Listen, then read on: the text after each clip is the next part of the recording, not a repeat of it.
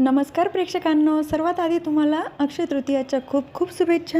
लग्नानंतर होईलच प्रेमच्या आजच्या भागात आपण पाहणार आहोत. स्वात्या रम्याला सांगतात, हे बघ रम्या, तू आजपर्यंत खूप प्रयत्न केले, त्या काव्याला घोळात पण घेतलं, पण आता स्वतः तिने आई पण स्वीकारलंय. काही होऊ शकत नाही. तिचा विचार तू डोक्यातनं काढून टाक. रम्या सांगते, आई असं पण होऊ शकतं ना, 9 महिन्यामध्ये काही होऊ शकतं. बी लोही होऊ शकतो आणि हाय पण होऊ शकतो. बाळाला जन्म दिल्यानंतर बाळाची आई वसू आता तिला विचारतात, अगं बाई रम्या, तुझ्या डोक्यात तरी नेमकं काय चाललंय? बाळाचा जीव घेते की काय? विसरते का गुरुजी काय म्हटले होते? काव्याच्या हातात बाळ दिसतंय त्यांना. रम्या सांगते, तू हेही विसरते का? पार्थ सोबत माझं लग्न होताना पण दिसलंय त्यांना. अजून 9 महिने आहेत आपल्या हातात, तू बघत राहा काय होतं ते. रम्या निघून गेल्यानंतर वसू आत्या डोक्याला हात लावून म्हणतात, रम्या, काव्याच्या बाळाला तर काही करणार नाही ना? नंतर त्या विजयला भेटायला आलेले असतात. तेव्हा विजय सांग, खरं तर मी आणि रम्याने आत्ता भेटलं पाहिजे. तुमच्याबरोबर भेटून पण छान वाटलं. चेष्टा करतोय हा, मनाला लावून घेऊ नका. तर वसू आत्या सांगतात, काय करणार, कारणच तसं आहे म्हणून मी तुम्हाला भेटायला बोलवलं. त्या माणसांनी पुन्हा माझ्या रम्याला रडवलं. तर विजय खूप चिडतो, या पार्थला मी सोडणार नाही. तेव्हा वसू आत्या सांग, या वेळेला तिला काव्याने रडवलंय. सगळा घडलेला प्रकार सांगितल्यानंतर विजय तर लगेच निघतो, मी सोडणार नाही दोघांना पण.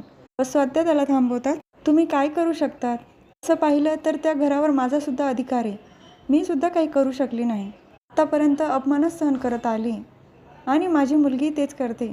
पण तुम्ही गेल्यानंतर तुमचाही अपमान करतील ते लोक आणि ते माझ्याकडनं सहन होणार नाही. विजय सांगतो, त्या माणसांनी मला अजून ओळखलं नाही.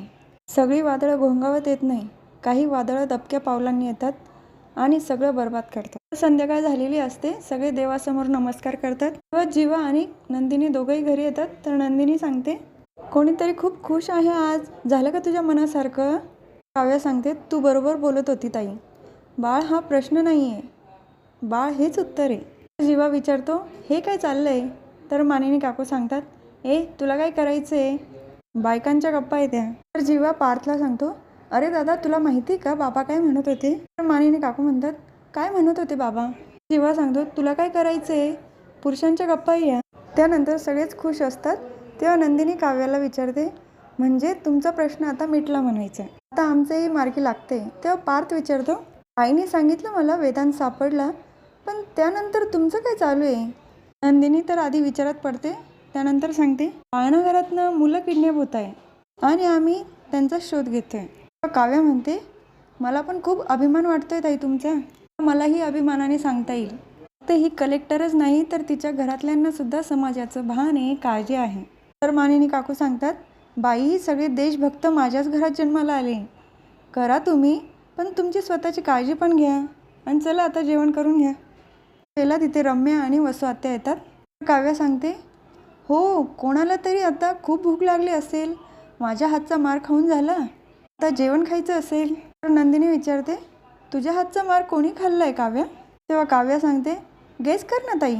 तर रम्या वसू आत्यांना सांगते, आई, मी बाहेर चालली जेवायला, तिथून निघून जाते. तेव्हा वसू आत्या चिडतात, का बोललीस माझ्या रम्याला? तेव्हा पार्थ उठतो, हे बघ वसू आत्या, रम्याची बाजू घेणं बंद कर. किंवा नंदिनी, तुम्ही फ्रेश होऊन या, आई जेवायला वाढ. सगळे तिथून निघून जातात. जेवणानंतर नंदिनीने एका बोर्डवर मास्टर नाव लिहिलेलं असतं. तर जीवा विचारतो, काय करते नंदिनी? नंदिनी सांगते, तुमच्या मित्राकडून PDF येण्याची वाट बघते. त्याच वेळेला जीवाला PDF येतो. लॅपटॉपवर बघितल्यानंतर ते आधी नाशिकमध्ये किती मुलं किडनॅप झालेले ठिकाणची नावं लिहितात. नाशिकमधून सुद्धा 5 मुलं किडनॅप झालेली असतात. मास्टर नावाच्या खाली बाकीची 5 ठिकाणं असतात, त्यांची नावं लिहितात आणि त्या नावांमधून M तयार होतो. साताऱ्यामध्ये पण 5 मुलं किडनॅप होतात. इथली ठिकाणं अशी असतात की त्यातून सुद्धा M तयार होतो आणि मुंबईची पण मुलं ते चेक करतात किती मुलं किडनॅप झाले, तर 4 मुलं किडनॅप झालेली असतात. 5वा मुलगा किडनॅप होऊ शकतो, आपण त्याला वाचवलं पाहिजे. आणि ते ठिकाण म्हणजे फिल्म सिटी जवळच कुठलं तरी पाळणं घर असू शकतं. तर जेव्हा सगळे ठिकाण मॅच केल्यानंतर M तयार होतोय, याचा मागचा हेतू काय असेल? नंदिनी सांगते, त्याच्या नावाची दहशत त्याला सगळीकडे पसरवायची. M नक्कीच मास्टर नावाचा असेल आणि प्रत्येक किडनॅपिंग मागे आठवड्याचं अंतर आहे, म्हणजे पुढील 2 दिवसात किडनॅपिंग होऊ शकते एका मुलाची. आपल्याला लवकरात लवकर हालचाल करावी लागेल. जीवा सांगतो, किती भयंकर आहे सगळं. तर नंदिनी सांगते, भयंकर आहेच, पण या वेळेला आपण अडवणार त्यांना. नाती, प्रेम, विश्वास या सगळ्याची चिरफाड करणारी जी कोणी माणसं आहे त्यांना ठेचायला आपण आता आपले पाय उचलले पाहिजे. तेव्हा जीवा सांगतो यस, आता त्यांना ठेचल्याशिवाय मागे फिरायचं नाही. तर रम्या रूममध्ये रडत बसलेली असते. पार्थने तिला दिलेल्या काही वस्तू, पार्थने वापरलेल्या वस्तू तिने तयार केली. पार्थ रम्या नावाची पत्रिका सगळ्या वस्तू समोर काढून बसलेली असते. त्या कवटाळूनच ती खूप रडते. त्यानंतर ती पार्थला फोन करते. पार्थ झोपेत असतो. अचानक फोन उचलतो तेव्हा तो विचारतो कोण आहे. तर रम्या सांगते पार्थ तू माझा नंबर डिलीटसुद्धा केला. तर रम्याला कळायला पाहिजे ना प्रेक्षकांना, ही जर भूतासारखी 2-3 वाजता उठून फोन करत असेल, समोरचं झोपलेलं असणार ना, काही नाव बघत बसणार, डायरेक्ट फोन उचलणार ना. असो, तर पार्थला सांगते मला तुझ्याशी बोलायचे, तू बाहेर ये. पार्थ सांगतो पण माझी अजिबात इच्छा नाही तुझ्याशी बोलण्याची, मी बाहेर येऊ शकत नाही. तेव्हा रम्या सांगते तू जर आला नाही ना तर मी तुमच्या रूमच्या बाहेर दरवाजा वाजवत बसेल. मग बघ, काव्याची झोप जरी मोडली तरी मला काही घेणं देणं नाही. त्यानंतर पार्थ बाहेर यायला तयार होतो. पार्थ बाहेर येतो तेव्हा फोनमध्ये लक्ष असतं त्याचं. तर रम्या येऊन त्याच्या खांद्यावर हात ठेवते आणि लगेचच त्याला मिठी मारते. पार्थ तिला लगेच बाजूला करतो. हे काय करते रम्या, बाजूला हो, नाहीतर सगळ्यांना ओरडून मी बोलवेल इथे. तेव्हा रम्या रडतच सांगते हे पार्थ असं काय करतो, काय आहे त्या काव्यामध्ये जे माझ्यात नाही आहे. तेव्हा पार्थ सांगतो तुझं आणि त्यांचं कंपॅरिझन होऊ शकत नाही, पण तुला उत्तर ऐकायचं असेल तर ऐक. काव्या स्वाभिमानी आहे, तिचं फ्युचर घडवण्याची धमक आहे त्यांच्यात. जितके सुंदर आहे तितक्यात निष्पाप पण आहे त्या. आणि मुख्य म्हणजे स्वतःचं भान आणि स्वतःचा तोल ढळू देत नाही. आणि काय आहे ना रम्या, जी माणसं स्वतःची कदर करतात ना, लोक त्यांची कदर करतात. तेव्हा रम्या सांगते अच्छा, म्हणजे तुझ्यावरच्या प्रेमासाठी मी स्वतःला विसरून गेले, ती माझी चूक होती का पार्थ? तुझं प्रेम माझ्या मनामध्ये मी निरांजनासारखं तेवत ठेवलं, ती माझी चूक होती का पार्थ? मी स्वतःला संपून घेण्यापर्यंत आली होती पार्थ, पण तेव्हा तू आला पण होता. परत त्या मुलीकडे गेला, परत तिच्याशीच लग्न केलं, किती नाचवलं तिने तुला. तेव्हा पार्थ सांगतो हो, मी केलं काव्यासोबत लग्न, 100 वेळा करेल. जेव्हा जेव्हा जन्म मिळेल ना तेव्हा तेव्हा मी काव्यासोबत लग्न करेल. काव्या जेव्हापासनं माझ्या आयुष्यात आल्या ना तेव्हापासनं तुझी मला एकच गोष्ट पटली, ती नीट ऐक. काव्या आणि मी सेपरेट होणार नाही आणि आपण दोघं एक होऊ शकत नाही.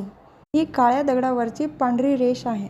मला तर खूप राग आलेला असतो ते ऐकून. तर हा भाग इथेच थांबतो. पुढील भागात बघायला मिळतं की विजय पार्थला बोलत असतो चांगल्या घरातला मुलगा तू, एवढे चांगल्या आई वडिलांचा मुलगा अशा चीप गोष्टी करतो.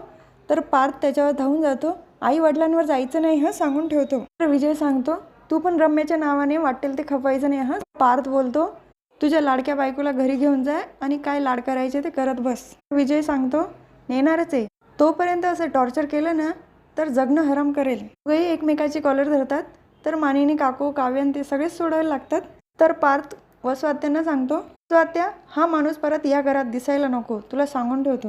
तर हा भाग इथेच संपतो. उद्या पुन्हा भेटूया. लग्नानंतर होईलच प्रेमच्या पुढच्या भागामध्ये. तोपर्यंत माझ्या व्हिडिओला लाईक, शेअर, सबस्क्राईब करा. सर्वात महत्त्वाचं म्हणजे काळजी घ्या.